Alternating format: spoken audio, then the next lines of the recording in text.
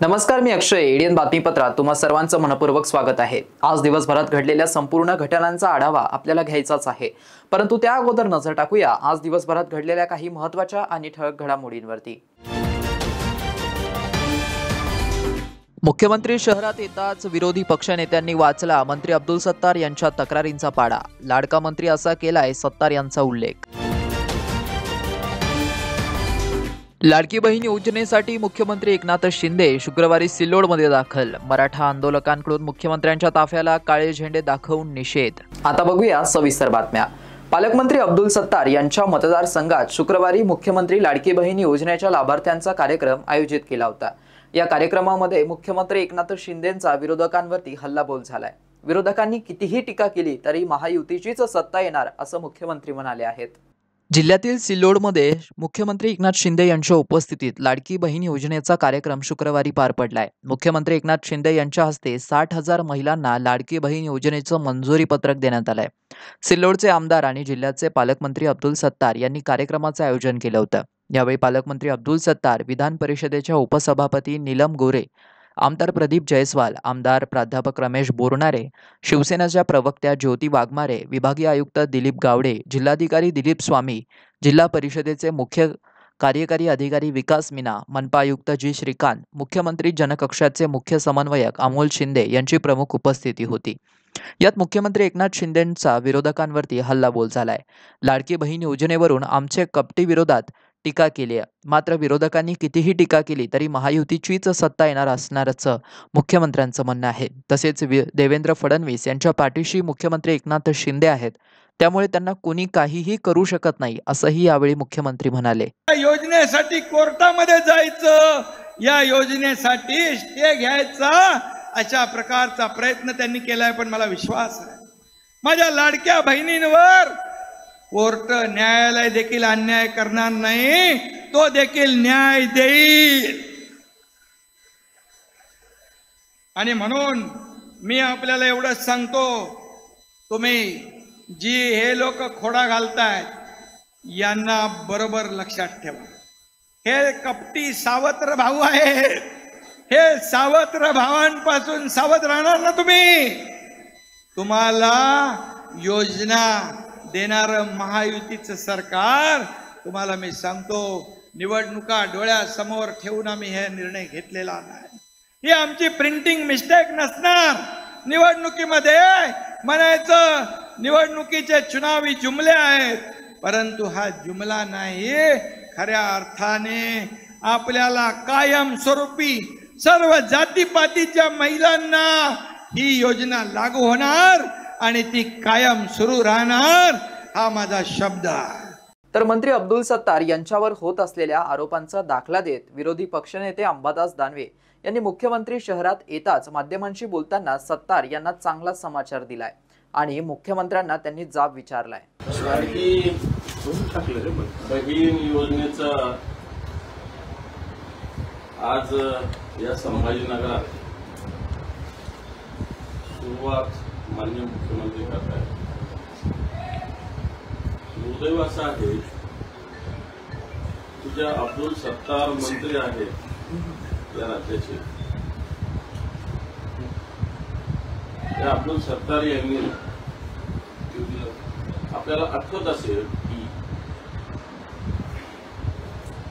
सुप्रियाताई सुळे जे आपल्या खासदार आहेत यांचा उल्लेख कशा पद्धतीनं केला होता.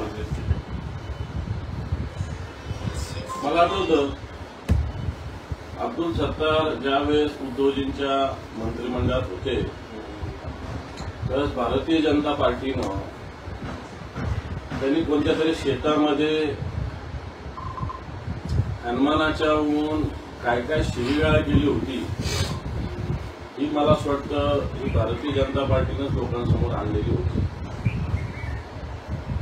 याच भारतीय जनता पार्टीचे एक नेते रावसाहेब दानवे जे राज्याचे नेते, त्यांनी जिथं आज मुख्यमंत्री लाडकी बहीण योजनेचा शुभारंभ करतायत त्याला, त्या गावाला, त्या शहराला पाकिस्तान संबोधलेलं आहे. या भूमिकेला आमचा विरोध आहे. परंतु भारतीय जनता पार्टीचे नेते ज्या सिल्लोडला पाकिस्तान म्हणतात त्या सिल्लोडमध्ये राहूनच आज या योजनेचा आरंभ केला जातोय. एक पठाण नामक मुस्लिम भगिनी सिल्लोडची ज्या जागेवर कार्यक्रम होतो या जागेची मालकी तिची असताना तिच्यावर बळजबरी ताबा अब्दुल सत्तार यांनी घेतलेला आहे आणि पोलिसांनी सुद्धा न्यायालयाच्या निर्णयाला अजून राहून कोणी तिथं इंटरफेअर करू नका असं सुचवल्यानंतर आता ती भगिनी न्यायालयाच्या निर्णयाच्या प्रतीक्षेत असताना याच पोलिसांनी अब्दुल सत्तार यांना त्या ठिकाणी कार्यक्रमाची परवानगी दिलेली आहे. माझ्या मते राज्याकडे आणि केंद्राकडे संपूर्ण चौकशीचं प्रकरण अब्दुल सत्तार यांचं पडू नये. कित्येक वर्षांनी तिथले सामाजिक कार्यकर्ते त्यांच्या वैद्यकीय महाविद्यालयात चालू नसताना, हॉस्पिटल चालू नसताना कशा पद्धतीनं दाखवलं जातं, कशा पद्धतीनं वैद्यकीय महाविद्यालय सुरू करण्यासाठी जागा हडप केलेली आहे हे सांगत असताना लाडकी बहीण करत असताना अब्दुल सत्तार हे मुख्यमंत्र्यांचे लाडके भाऊ झाले, की लाडके मंत्री झाले, की लाडके मित्र झाले. जे जनतेवर अन्याय करणारे, हिंदुत्वाच्या विरोधात गरज ओकणारे. तर माजी खासदार इम्तियाज जलील यांच्या नेतृत्वाखाली आदर्श सोसायटी आणि बँक घोटाळ्याचं शिष्टमंडळ मुख्यमंत्री एकनाथ शिंदे यांची भेट घेतली आणि आपले पैसे परत मिळण्यासाठी विविध मुद्द्यांवरती त्यांनी मुख्यमंत्र्यांसोबत चर्चा केली. सदरील भेट हा मुद्दा जलील यांच्या प्रतिष्ठेचा मुद्दा होता. आदर्श नागरी पतसंस्थेत गोरगरिबांचे पैसे अडकले आहेत, त्याबाबत योग्य निर्णय घेऊन न्याय देऊ असं आश्वासन देऊन 10 महिने झाले तरी अद्याप न्याय मिळत नाहीये. त्यामुळे मुख्यमंत्री एकनाथ शिंदे यांनी शुक्रवारच्या दौऱ्यात आम्हाला भेटण्यासाठी वेळ द्यावा, असं न झाल्यास आम्ही आंदोलन करणार. आम्हाला वेळ दिला नाहीये तर सिल्लोडला जाताना त्यांच्या लाडक्या बहिणी आणि ठेवीदार कुठं कुठं स्वागत करतील हे पाहाच, असा इशारा MIM प्रदेशाध्यक्ष इम्तियाज जलील यांनी दिला होता. याबाबतचं निवेदन त्यांनी पोलीस आयुक्तांना सुद्धा दिलं होतं. मुख्यमंत्री एकनाथ शिंदे यांच्या दौऱ्यात याबाबतचा जाब विचारला असंही त्यांनी यावेळी सांगितलंय. त्यासाठी शुक्रवारी सर्व आदर्श ठेवीदार जलील यांच्या लेबर कॉलनी परिसरातील कार्यालयात सकाळी जमा झाले होते. आदर्श नागरी सहकारी बँकेत ठेवीदारांनी ठेवलेल्या ठेवीचा परतावा मिळावा यासाठी गेल्या वर्षभरापासून मागणी होत होती. हजारो नागरिकांनी कोटी रुपये बँकेत गुंतवले आहेत. मात्र अचानक अनियमितता आढळून आल्यानं आर्थिक व्यवहारांवरती निर्बंध लावण्यात आले. ठेवीदार रस्त्यावरती उतरले. लवकरात लवकर पैसे देण्यासाठी मागणी करण्यात आली. MIM प्रदेश अध्यक्ष इम्तियाज जलील यांनी मुख्यमंत्री यांना भेटण्यासाठी मागणी केल्याने पोलिसांनी शिष्टमंडळाला परवानगी दिली खरी, पण सर्व ठेवीदारांना भेटण्यासाठी विरोध दर्शवला. त्यामुळे जलील यांच्या कार्यालयाबाहेर तगडा पोलीस बंदोबस्त तैनात करण्यात आला होता. त्यानंतर जलील यांनी सर्व ठेवीदारांना समजावून एकटे एक शिष्टमंडळासह विमानतळावरती गेले. त्यांच्या नेतृत्वाखाली आदर्श सोसायटी आणि बँक घोटाळ्याचे शिष्टमंडळ मुख्यमंत्री एकनाथ शिंदे यांची भेट घेतली. आपले पैसे परत मिळण्यासाठी विविध मुद्द्यांवरती चर्चा केली आणि तुर्तास प्रकरणावरती पडदा पडला. काय हे की मुख्यमंत्री साहेबांना आम्ही सविस्तर सांगितलं की हे प्रकरण काय आहे आणि याच्यामध्ये लोकांना जे पैसे पाहिजे, आम्ही मुख्यमंत्री साहेबांना हे सांगितलं की जे प्रॉपर्टी ते ऑक्शन करत आहे आणि पैसा जे मिळत त्या पैशातून ते आपल्या सॅलरीवर खर्च करत आहे, लाईट बिलवर खर्च करत आहे, झेरॉक्सवर खर्च करत आहे. अशा बघितलं तर 2.5 कोटी रुपये त्यांना प्रॉपर्टी ऑक्शन करून मिळाले होते आणि 1 कोटी रुपये त्यांनी खर्च केले त्याच्यामध्ये, ते ॲडमिनिस्ट्रेटिव्ह एक्सपेन्सेस. मग हे लोकांचे पैसे जाणार कुठे? मग मुख्यमंत्री साहेबांनी सांगितलं की जे पैसा मिळते आपल्याला ते 1-1 रुपया जे आहे ते पहिले जे आहे ते यांना ठेवीदारांना द्यायला पाहिजे. आता त्यांनी विचारलं की किती पैसे आहे, तर त्यांचं म्हणणं होतं DDRचा की 2.5 ते 3 कोटी रुपये आहे. मग सोमवारपासून त्यांनी तर उद्या म्हटले होते की उद्यापासून जे जे ठेवीदार आहे त्यांना किती पैसे म्हणजे 10-10 हजार रुपयेही देता येतं, तर ते सुरुवात करा. मग DDRने सांगितलं की उद्या शक्य नाही आहे, आम्ही सोमवारपासून करू. तर आम्ही सोमवारपर्यंत वाट बघू की कशा प्रकारे हे चाललेलं आहे. मग या सगळ्या प्रकरणामध्ये जे फायनान्शियल स्कॅम जेव्हा होतो तर ते एक फॉरेन्सिक ऑडिट बंधनकारक असतं. ते फॉरेन्सिक ऑडिटचा प्रपोजल EOW कडे जाऊन 10 महिने झालेले आहे आणि 10 महिन्यापासून ते त्या फाईलवर बसलेले आहे. ते सँक्शन देत नाही. का देत नाही तर हे सगळे डिटेल्स आम्ही त्यांना सांगितलं की 25,000 पर्यंत जे ठेवीदार आहे, ज्यांचे पैसे 25,000 पर्यंत आहे, ते 36,000 असे लोक आहेत.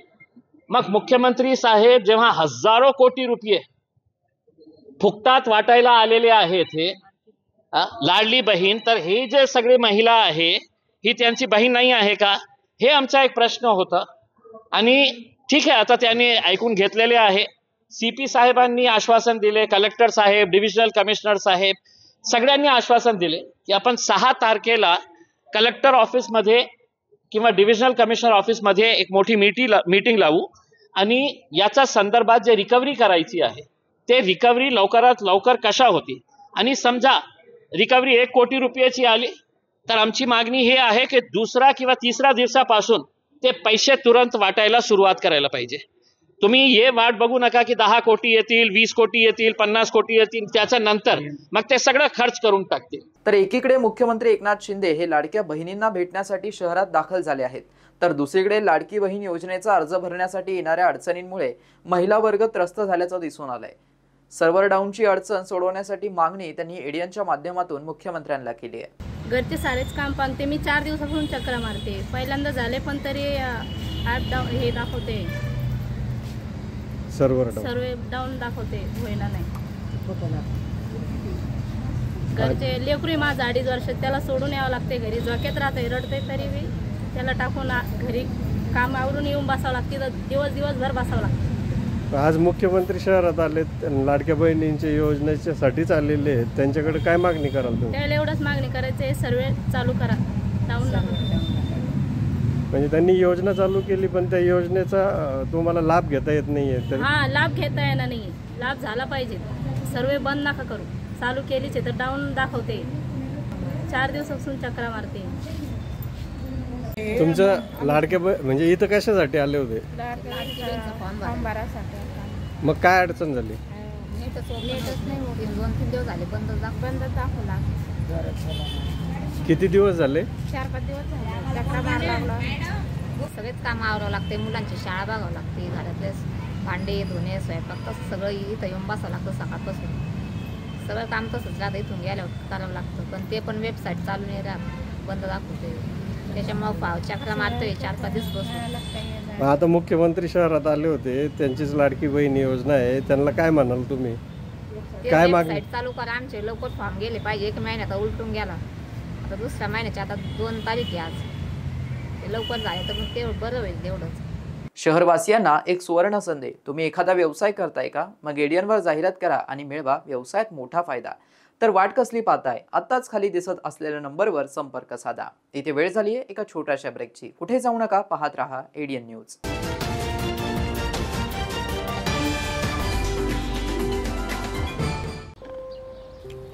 चिंगीच्या भातुकलीसारखाच आपणही आनंदानं आपला संसार उभारतो, कष्टानं एक एक वस्तू जमवतो. पण अचानक नियती डाव सांगते आणि अवघा संसार उधळून लावते. भूकंप, पूर, चक्रीवादळ, गारपीट, वीज कोसळणे अशी अनेक संकट महाराष्ट्रावर आली. त्यात अनेकांचे संसार उद्ध्वस्त झाले. अशा संकटामध्ये गरज असते ती आपुलकीची आणि भक्कम आधाराची, अश्रू पुसून पुन्हा आनंद फुलवण्याची. शासनानं हेच कर्तव्य पार पाडले. आपत्तीग्रस्तांना आर्थिक सहाय्य, सुरक्षित निवारा दिला. त्यांच्या आरोग्याची, मुलांच्या शिक्षणाची काळजी घेऊन त्यांच्या जीवनात आनंद फुलवला. मदतीतून नवजीवन, आनंदाचे पुनर्वसन. आपत्ती व्यवस्थापन, मदत व पुनर्वसन विभाग, महाराष्ट्र शासन. अनेकांच्या मनात स्वप्न असते की देशाची सेवा करायची, परंतु काही लोकच योग्य प्रशिक्षण घेऊन ते वास्तवात पूर्ण करतात. वास्तविक सैनिक बनणे सोपं काम नाही, कारण प्रशिक्षणाच्या मैदानापासून ते युद्धाच्या रणांगणापर्यंत प्रत्येक क्षण संघर्षमय असतो. फक्त जो इमानदार, समजूतदार असेल आणि ज्याची इच्छाशक्ती प्रबळ असेल असाच व्यक्ती या क्षेत्रात टिकू शकतो. प्रत्येक वर्षी अनेक परीक्षार्थ्यांना यश प्राप्त होते, ते फक्त आणि फक्त गरुड झेप अकॅडमी. पंख आम्ही देतो, उंच भरारी तुम्ही घ्या.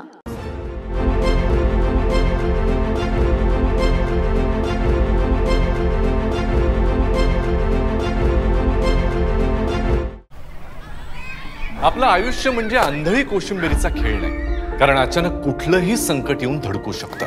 त्यासाठी डोळे सतत उघडे असायला हवेत, अन्यथा अंदाज चुकून आपणच अडचणीत येऊ शकतो. अनेकदा आपण आपत्ती टाळू शकत नाही, पण सतर्कतेमुळे कमीत कमी नुकसान होईल याची काळजी घेऊ शकतो. संकटात घाबरून न जाता मार्ग काढू शकतो. शासकीय सूचनांचे पालन करून आपण मदत पथकाला सहकार्य करू शकतो. आपत्तीविषयी सतर्कता वाढावी आणि आपत्ती व्यवस्थापन सोयीचे व्हावे म्हणून शासनानं मौसम, मेघदूत, सचेत, भूकंप हे ॲप्स विनामूल्य उपलब्ध केले आहेत. त्यांचा वापर करा. सतर्कतेमुळे जीवितहानी बरोबरच वित्तहानी सुद्धा टळू शकते. प्रसंगावधान राखा, योग्य कृती करा. आपत्ती व्यवस्थापन, आयुष्याचे संवर्धन. आपत्ती व्यवस्थापन, मदत व पुनर्वसन विभाग, महाराष्ट्र शासन. मस्त मास्क पहना रे तूने. Thank you sir. वो जान बचाने के लिए पहनना पड़ता है ना सर. रेडीमेड है या टेलर मेड है? ऑनलाइन ऑर्डर किया है सर. एक और है क्या? है ना सर. देना. बहुत मस्त लगे आपको. ये ना सर. Sir sir sir. ना भाई, जान बचाने के लिए बाइक चलाते वक्त सिर्फ खोपड़े पे मास्क पहनेगा तो खोपड़े को कौन बचाएगा? समझ गया सर. हेलमेट ऑनलाइन ऑर्डर कर, वरना हमेशा के लिए ऑफलाइन हो सकता है. Okay sir. ये ले. चल हम ये भी ऑनलाइन भर दे. हेलमेट पहने, ट्रैफिक नियमों का पालन करे, जिंदगी के सफर को सुरक्षित रखे. वेदूसारखीच आपणही आपली स्वप्ने प्रत्यक्षात आणण्यासाठी, ती फुलवण्यासाठी जिद्दीनं झटतो, कष्ट करतो.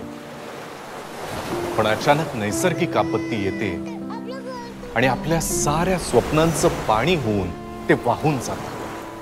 अशा अस्मानी संकटांनी महाराष्ट्रात अनेकांचं अतोनात नुकसान झालं. स्वप्नांबरोबर अनेकांची आयुष्य उद्ध्वस्त झाली.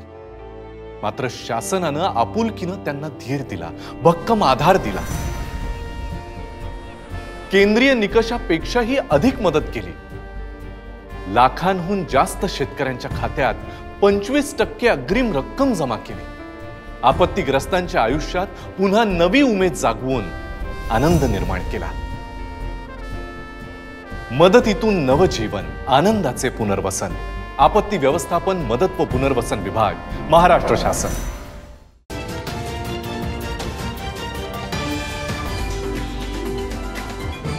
ब्रेक नंतर पुन्हा एकदा स्वागत. आपण बघत आहात एडियन बातमीपत्र. शुक्रवारी मुख्यमंत्र्यांचा दौरा असल्याने कायदा आणि सुव्यवस्थेचं कारण दाखवत कारागृह पोलीस शिपाई पदाची भरती प्रक्रिया रद्द करण्यात आल्याचं पोलीस प्रशासनाकडून एका फलकावर सूचना चिटकवून कळवण्यात आलं. भरती दुसऱ्या दिवशी होणार असल्याने बाहेरील जिल्ह्यातून आलेल्या उमेदवारांना याचा मनस्ताप सहन करावा लागल्याचं दिसून आलंय. कारागृह पोलीस शिपाई पदाची भरती प्रक्रिया रद्द करण्यात आली आहे असा फलक भरतीच्या ठिकाणी शुक्रवारी सकाळी लावण्यात आला. शुक्रवारी मुख्यमंत्र्यांचा दौरा असल्याने कायदा आणि सुव्यवस्थेचे कारण दाखवत कारागृह पोलीस शिपाई पदाची भरती प्रक्रिया रद्द करण्यात आल्याचं पोलीस प्रशासनाकडून एका फलकावर सूचना चिटकवून कळवण्यात आलंय.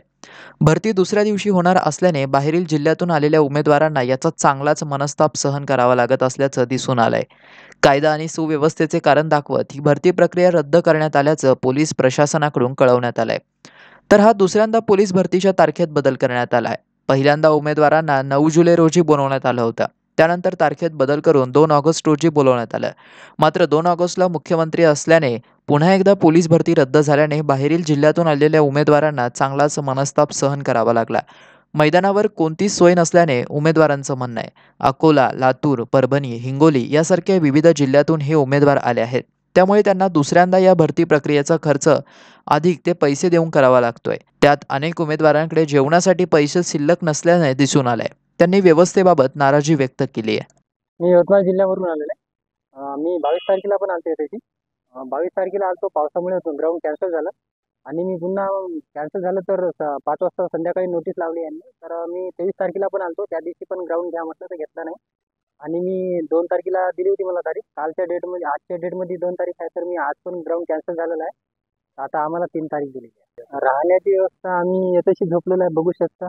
तिथं मुलं आहेत तिथेशी, तिथं झोपलेलो आहे आम्ही. जेवणाची व्यवस्था आता कन्फर्मेशन तर माहित नाही, पण दिलं कोणतरी. अकोल्यावरून खेडेगावावरून आलेलो, हे माझी दुसरी चक्कर आहे तशी. पहिल्या चक्कर पण माझे 2000 रुपये केले, या चक्कर पण मध्ये पण 2000 रुपये केले. तिथं राहायची व्यवस्था नाही, ऑटोवाले त्रास देतात, झोपाची व्यवस्था नाही. तुम्ही पाहू शकता सर्वजण बाहेर झोपलेले आहेत. इथं मच्छराचा त्रास, संडास पण इथं सफा केलेले नाही आहे, काही नाही आहे. मुलांना घरून एवढे पैसे कुठून आणायचे? 2-2000 रुपये लागते आम्हाला परत यायला. त्याच्यामध्ये माझे वडील शेतात काम करतात आणि कुठून पैसे देणार आहे हमेशा. इथं जेवायला पण व्यवस्थित काही नाही आहे. बाहेर जेवायला गेलं ते पण 2 पोळ्या देतात आणि 80-80 रुपये घ्यायले. या ऑटोवाल्याचा भरपूर त्रास आहे. आणि इथं माझा मित्र रात्री बिमार पडला, त्याला ताप आली. इथं बाहेर झोपला तो पाण्यात. पाऊस सोडलं पाण्याच्या वसाड पण लागते. इथं रातभर बसून तर राहायचं काम पडलं इथं कोपरा धरून, कारण इथं बाहेर पाणी येते आणि इथं पाणी प्यायला पण त्यांना हे केलेलं नाही आहे, बॉटला विकत घ्यावं लागते.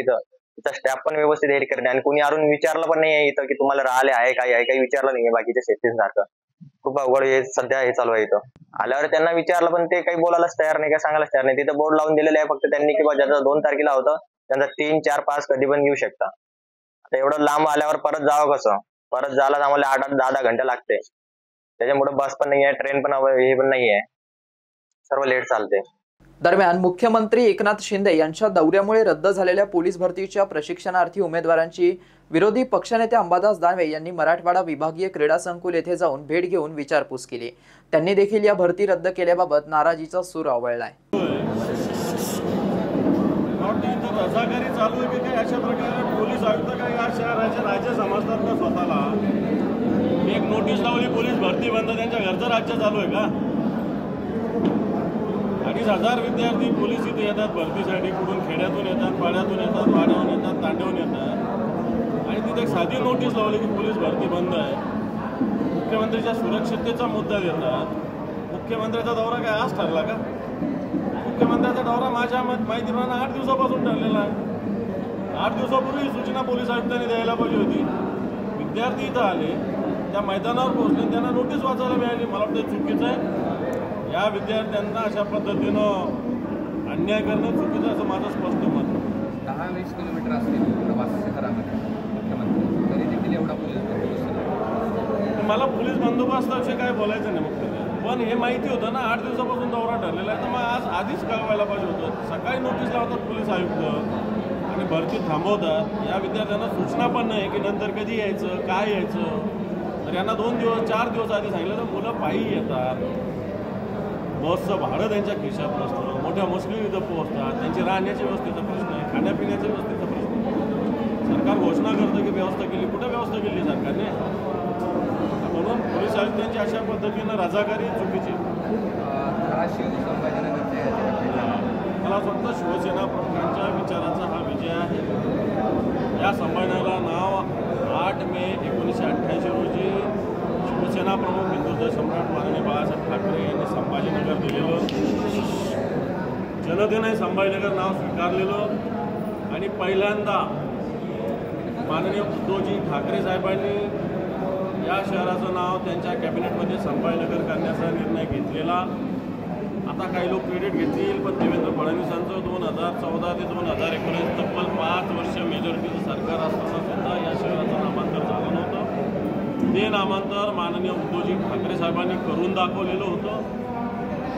नंतर या सरकारने त्याच्यात छत्रपती नाव एक ॲड केलेलं आहे.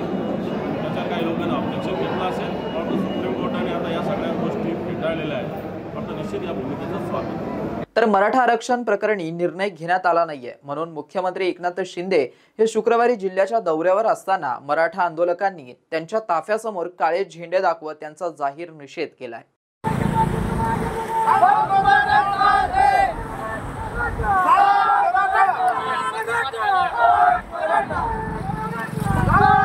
मुख्यमंत्री एकनाथ शिंदे हे शुक्रवारी जिल्ह्याच्या दौऱ्यावर असताना मराठा आंदोलकांनी त्यांच्या ताफ्यासमोर काळे झेंडे दाखवत त्यांचा जाहीर निषेध केलाय.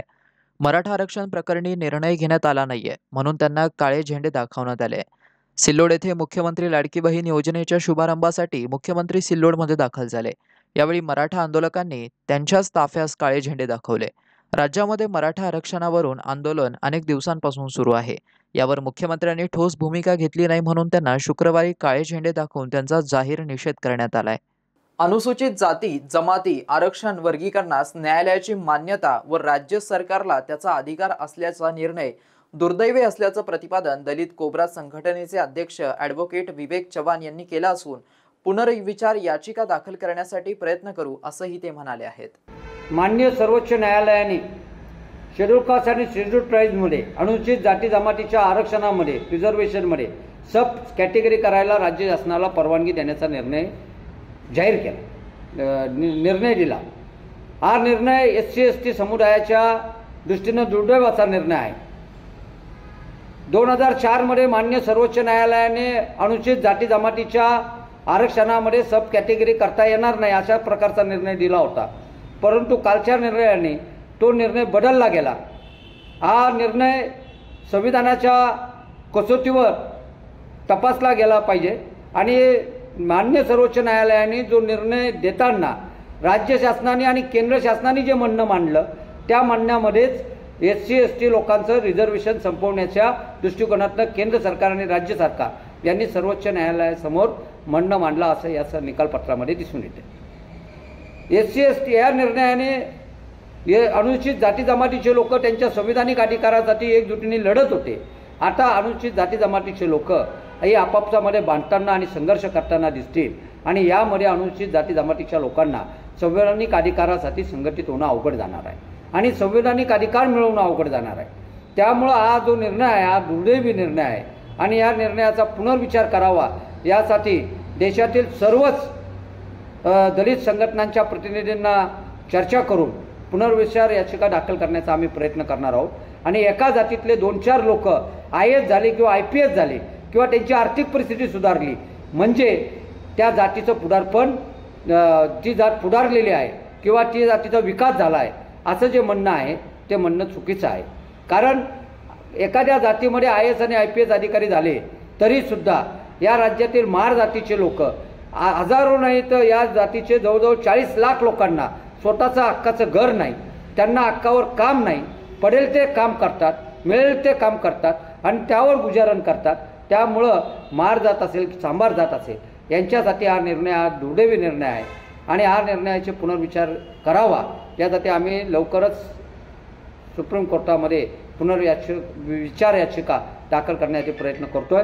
तोपर्यंत अनुसूचित जाती जमातीच्या सर्वच लोकांनी आपली एकजूट कायम ठेवावी एवढंच मी आपल्याला आव्हान करतो. जय भीम. मुख्यमंत्री एकनाथ शिंदे हे जिल्हा दौऱ्यावर असताना शहरामध्ये पालकमंत्री अब्दुल सत्तार यांच्या विरोधातील बॅनरबाजी शहरात दिसून आली आहे. पालकमंत्री अब्दुल सत्तार यांच्यावरती मालमत्ता बळकावण्याचा आरोप करण्यात आलाय. मुख्यमंत्री एकनाथ शिंदे हे शुक्रवारी जिल्ह्याच्या दौऱ्यावर होते. तत्पूर्वी ते येण्या अगोदर पालकमंत्री अब्दुल सत्तार यांच्यावरती शहरातील एक मालमत्ता बळकावण्याचा आरोप करण्यात आला होता. पीडित पठाण कुटुंबियाने त्यांच्यावरती मालमत्ता बळकावण्याचा आरोप केल्यानंतर शुक्रवारी मुख्यमंत्री यांच्या नियोजित दौऱ्यानुसार ते शहरात आले असता त्यांचं स्वागत बॅनरबाजीने करण्यात आलं. शहरात विविध ठिकाणी लावण्यात आलेल्या या बॅनरवरती पालकमंत्री अब्दुल सत्तार यांच्यावरती मालमत्ता बळकावण्याचा आरोप करत त्यांच्या विरोधातील बॅनर लावण्यात आलं होतं. याबाबत माहिती मिळताच महानगरपालिका आणि पोलीस प्रशासनाच्या वतीने सदरील बॅनर काढण्यात आलं. शेवटी पुन्हा एकदा नजर टाकूया आज दिवसभरात घडलेल्या काही महत्त्वाच्या आणि ठळक घडामोडींवरती. मुख्यमंत्री शहरात येताच विरोधी पक्षनेत्यांनी वाचला मंत्री अब्दुल सत्तार यांच्या तक्रारींचा पाढा. लाडका मंत्री असा केलाय सत्तार यांचा उल्लेख. लाडकी बहीण योजनेसाठी मुख्यमंत्री एकनाथ शिंदे शुक्रवारी सिल्लोडमध्ये दाखल. मराठा आंदोलकांकडून मुख्यमंत्र्यांच्या ताफ्याला काळे झेंडे दाखवून निषेध. आणि याबरोबरच हे बातमीपत्र इथेच संपलं. पुन्हा भेटूया पुढील बातमीपत्रात. तोपर्यंत पाहत रहा आपल्या हक्काचं बातमीपत्र ADN न्यूज.